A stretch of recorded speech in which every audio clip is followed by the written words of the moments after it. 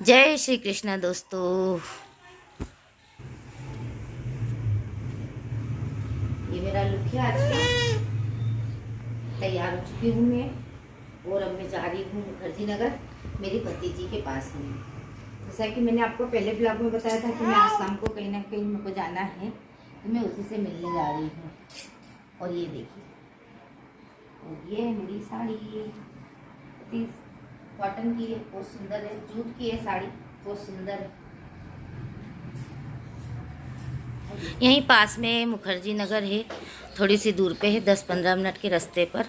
हम वहाँ पर कम से कम 22 साल रहे। वहाँ मेरे पापा मम्मी का मकान है।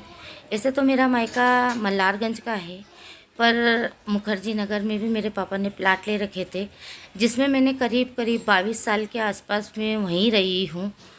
पापा के मकान में रेंट पर रही हूँ। और अभी मैंने अपना पर्सनल मकान बनाया है। और ये गलियों के होते हुए थोड़ा सा निकलना पड़ता है, गलियों से निकल के मेन रोड पे जाना पड़ता है। और मेन रोड के उस पार मुखर्जी नगर है। ये अब हम मेन रोड पे आ गए हैं। और मैं पैदल ही आ रही थी, पर मोनू ने बोला कि चलो मैं छोड़ देता हूँ आपको, इसी बहाने मैं भी मुखर्जी नगर हो आऊँगा। तो मुखर्जी नगर में मेरा बहुत बड़ा परिवार है, 5-6 घर है हमारे। और ये मेरे मुखर्जी नगर की गली है जहाँ पे मेरे भाई और भौजाई अब यहाँ रहते हैं, भाई भाभी मेरे बड़े वाले। और ये मेरा घर है, मेरा मायका। ये सामने भाभी खड़े हैं। मैं यहाँ पे 20-22 साल रही हूँ। काफ़ी अच्छा रिलेशन रहा है। ये भाभी हैं सामने, कभी नोक झोंक का भी रहा है, कभी मीठा भी रहा है। वैसे अधिकतर हमारा अच्छा ही व्यवहार रहा है। और ये भाभी की परिवार की और बच्चियाँ हैं जो अब यहाँ आके रहने लगी इनके पास में रेंट पर। ये मेरी भतीजी है, वो खुश हो गई मेरे को देख के, बोले मैं तैयार नहीं हूँ। और मेरे को मालूम बुआ ने बताया था कि मैं आ रही हूँ, पर फिर भी मैं तैयार नहीं हुई हूँ। मैंने कहा उसको तैयार हो लेने दे, फिर अपन फ़ोटो बनाएंगे। जब तक पास में ही मेरी मौसी रहती हैं, मैं उनके घर आपको लेके चलती हूँ, क्योंकि मौसी के यहाँ पे थोड़ा सा काम है पर्सनली मेरे को। और ये मेरी मौसी, जो किरण मौसी मैंने आपको पहले वाले ब्लॉग में मिलवाया था ना, उसमें ये मौसी के बेटे का बेटा है, यानी मेरा भतीजा है। ये पैर पड़ रहा है। बहुत शुभ शुभ कामनाएं, बहुत बड़ा इंसान बने। और ये उसकी बेटी हैगी, रिया नाम है इसका। और बेटे का नाम राजा रखा है, क्योंकि बेटी का नाम रिया रखा तो फिर बच्चे का नाम राजा रख दिया। और ये उनकी मम्मी है रोशनी। और ये मेरी छोटी बहन है रचना। रोशनी बहुत ही अच्छी लड़की है, रचना का भी अच्छा नेचर है हमारे घर में, मिलनसार है। और ये राजा को बोल रहे हैं सब जने हाय करो राजा। रिया को भी बोला कि पास में आ जाओ, तो रिया भी आ गई है। रिया को भी चश्मा चाहिए, टोपी चाहिए, फिर मैं फ़ोटो उतराऊँगी। रिया बिल्कुल अपने पापा की डुप्लीकेट है, जैसे उसके पापा थे वैसे ही वो दिखती हैगी। एक भी पैसे का अंतर नहीं है। राहुल छोटे में ऐसा ही लगता था, और आज भी वो ऐसा ही है, हंसमुख व्यवहार का। और ये रिया उसकी बेटी बिल्कुल डुप्लीकेट उसकी कॉपी है, हंसना बोलना, और कितना मुस्कुरा रही है। सब जने बोल रहे थे चश्मा उतार दे, तू ऐसे भी बहुत सुंदर लगती है, तेरे पापा जैसी दिखती है। मोनू आ गया है। मोनू बोल रहा है कि मम्मी तुम चल रहे हो क्या? तो मौसी ने ही मना कर दिया है कि वो नहीं जाएगी, आज मैं यहीं रुकूंगी, यहीं पे रखूंगी, खाना पीना बना के खिलाऊंगी। मोनू बोल रहा हमारे लिए भी पैक करके दे देना, तो मौसी ने बोला है कि मैं घर नहीं पहुंचाऊंगी। और रोशनी ने हमारे लोगों के लिए है ना भजिए और आमरस बना के दिया है। चाय बनाने का बोल रही थी, तो मैंने बोला नहीं बेटा मैं चाय नहीं पीऊँगी, मेरे को तो सिर्फ यही आमरस और ये दे देना भजिए, मैं यही खा लूँगी, मेरे को चाय नहीं पीना है, गर्मी बहुत हो रही है। तो बस अब यही चाय नाश्ता करते हैं हम लोग। सॉरी, चाय नाश्ता निकल गया, भजिए ज़्यादा फिर बोलना भी नहीं साथ में आमरस। मौसी बोल रही है अपनी बहू से कि पूड़ी भी बना दे 2-4 पूड़ी और आमरस, बहुत अच्छा लगता है। और हकीकत में हमारे नाना जी के घर में जब हम छोटे छोटे थे, संग में रहते थे, तो आमरस और पूड़ी बहुत अच्छी लगती थी और बहुत स्वादिष्ट लगती है। कभी खा के देखिएगा। और अब मैं यहाँ से निकलूँगी, मेरी भतीजी के घर जा रही हूँ। इन लोगों को मैंने बोला कि बाय आय कर लो, मैं तुम्हारा कल ब्लॉग में डालूँगी।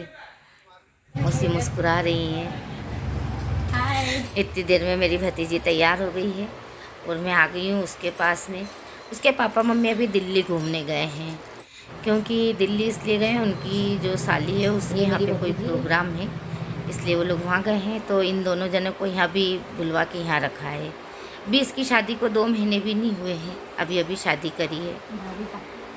अच्छे हमारे जवाई भी, इसको भी मैं लेके ही जाऊंगी। अभी कहाँ यहाँ पे रुकेगी, मेरे साथ में चलेगी। घर पे से खाना वाना खा पी के फिर आ जाएंगे दोनों जने, क्योंकि ये मकान में अकेला नहीं रख सकते हैं, इसीलिए इनको रुका है कि आप यहीं रुको 2 ही जने थोड़े दिन के लिए, और ये मिलिए हमारे घर के नए मेहमान से। और इनसे मिलिए, ये छोटे से नए मेहमान हैं मेरे भाई के पास में, अभी अभी आए हैं, छोटू से हैं, बिल्कुल ज़्यादा बड़े नहीं हैं।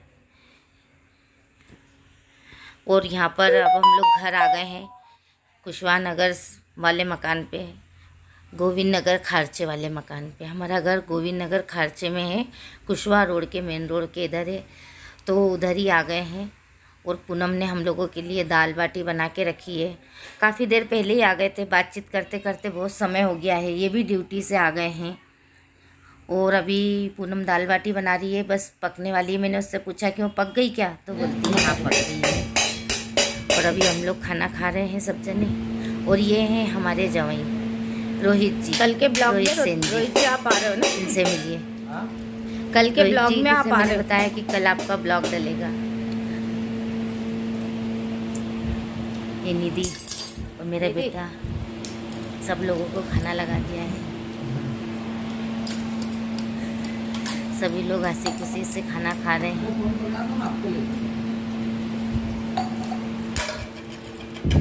ये देखिए, सबको कान में घुस गया था, इसका ध्यान रखना है।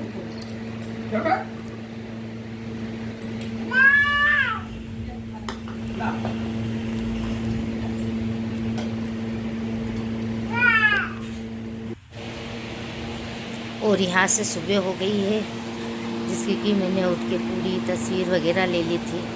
सुबह सुबह तो उठी, नींद तो खुली जाती है। 6 बज रही है, 6 बजे के आसपास का समय है। सूर्य देवता ऊपर आ चुके हैं। मैं भले कितनी भी थकी रहूं, पर मैं एक बार दरवाज़ा खोल के सूर्य भगवान को ज़रूर देखती हूँ सुबह सुबह। जय भोलेनाथ जी की। और ये सूर्य भगवान, मैं काफ़ी कोशिश कर रही थी कि यहीं से खड़े खड़े ले लूँ। आँखों में रोशनी लग रही थी, बहुत थकान हो रही थी, आँखें नहीं खुल रही थी, पर वो वैसी आई नहीं फुटेज जैसा मैं चाह रही थी कि इसी बस दोनों उंगलियों के बीच में सूर्य भगवान दिख जाए। हो सकता है क्या ऐसा? इतना बड़ा ग्रह कोई अपनी उंगलियों में समा जाएगा क्या? अपने को ही उनके पास जाना पड़ेगा। जय सूर्य नारायण देवता की जय। हे बाबा, आपकी कृपा बनी रहे। और अब करीब 10 बजे का समय हो रहा है और मैं नहा धो के मैंने चोटी वोटी कर ली है। घर की सारी सफाई करने के बाद में चोटी वोटी कर कुरा के, और अब हम खड़े हैं। बहुत थकान हो रही थी, आंखें अभी भी दर्द कर रही थी, बराबर आँखों से वो नहीं हो रहा था, नींद नहीं पूरी हुई थी, तो आंखें बहुत जलन कर रही थी। और जैसा मैंने आपको पहले ही बताया, मैं सो के उठती तो मेरे चेहरे पे काफ़ी स्वेलिंग रहती है 2 घंटे तक, इसलिए मैं बहुत कम सोती हूँ। ये देखिए, मेरी चोटी वोटी हो गई है। हाथ पे चींटी चढ़ गई थी, जिसे मैंने झटकारा है।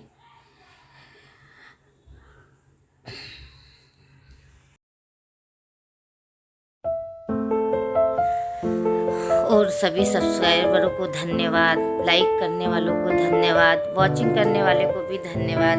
थैंक यू मेरा ब्लॉग देखने के लिए, बहुत बहुत धन्यवाद।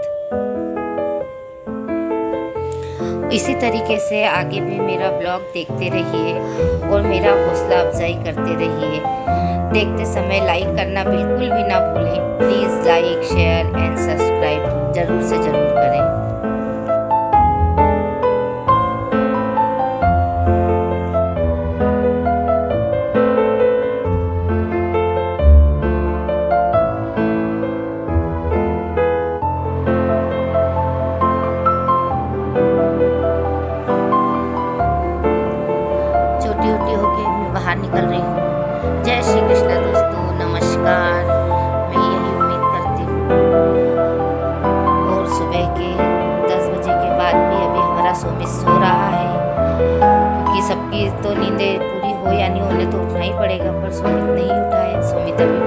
रहा है और आंखें इतनी दर्द कर रही हैं, इतनी सूजी हुई है, देखिए कितनी सूजी हुई है, बिल्कुल खुल नहीं रही है अभी भी, बहुत दर्द कर रही है।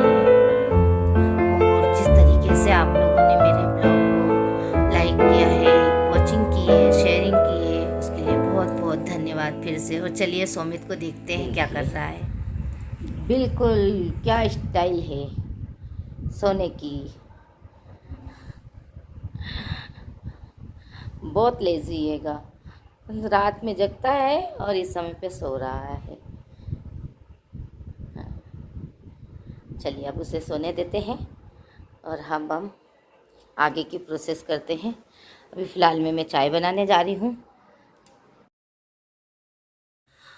और आज मंदिर में दिया बत्ती पूनम ने करा है, काफ़ी दिनों से 2-3 दिनों से हो नहीं रहा था, फिर आज उसने अपनी मर्ज़ी से करा। मैं कभी किसी को पूजा करने के लिए नहीं बोलती हूँ, ये नहा धो के आते हैं और धूप बत्ती लगा देते हैं। पूनम की जब इच्छा रहती है जब वो दिया बत्ती कर देती है। हाय हाय, देखो मेला छबेला हो गया है, मैं नहा धो चुका हूँ। मैं ऐसी ऐसी मस्ती करता हूँ, नहाने में बहुत रोता हूँ। सबको मेरी तरफ से भी गुड मॉर्निंग।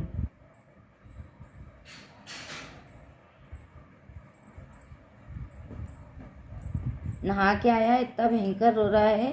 पूनम ने नहला दिया तो पूनम के पास से मेरे पास में आ गया है। कोई नहलाओ मत ही, पानी खेलने के लिए दे दो तो बहुत पानी खेलता है और नहाने में बहुत रोता है।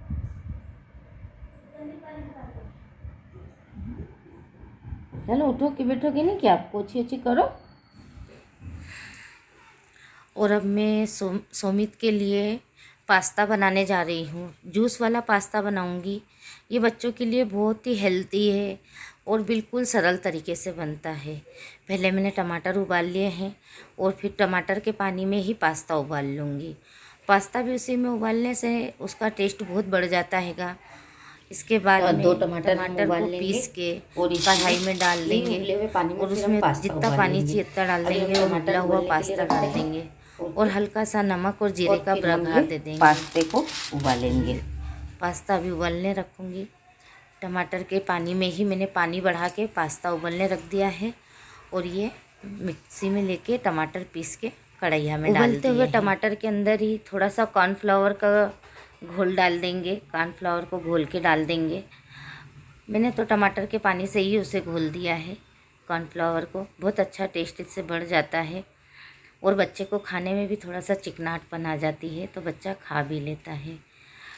और ये अच्छे से पका के उबलते हुए जब उबलने लग जाएगा हमारा टमाटर का सूप, उसी के अंदर हम ये पास्ता उबला हुआ डाल देंगे और थोड़ी सी देर इसको 10 से 5 मिनट और अच्छे से पकाएंगे। जब ये अच्छा पक जाएगा तो बहुत टेस्टी लगता है और बच्चे बहुत स्वादिष्ट खाते हैं, सॉस से खाते हैं। ये जो इसमें बीच बीच में टमाटर ये दिख रहे हैं, ये थोड़े से मैंने रफली रखे हैं क्योंकि क्या होता है जो थोड़ा सा बच्चों को चबाने के लिए भी आदत होना चाहिए, इसलिए मैंने टमाटर भी थोड़े रखे हैं। और अब ये मैं उबला हुआ पास्ता भी इसी के अंदर डाल दूँगी। ये देखिए, अब इसे हम 5 मिनट और पकाएंगे जिससे कि ये इसमें सूप में अच्छे से गाढ़ा हो जाए। और इसी के साथ में मैं अपना ब्लॉग यहीं समाप्त करती हूँ क्योंकि अब ये पास्ता मैं सोमित को खिलाऊंगी। जय श्री कृष्णा।